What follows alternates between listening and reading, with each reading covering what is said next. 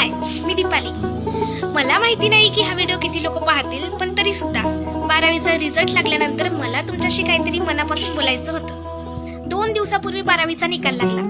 त्यात काहींना खूप आनंद झाला असेल, काही डिसअपॉइंटही झाले असतील आणि काही आतून तुटलेही असतील. त्यातलीच मी एक आहे बरं का. पण एक गोष्ट कायम लक्षात ठेवा की हे मार्क्स तुमचं फ्युचर ठरवत नाही हो. या 2 दिवसात मला एक गोष्ट समजली की या मार्क्स पेक्षा जास्त इम्पॉर्टंट आपलं मन आणि आपले डिसिजन्स असतात.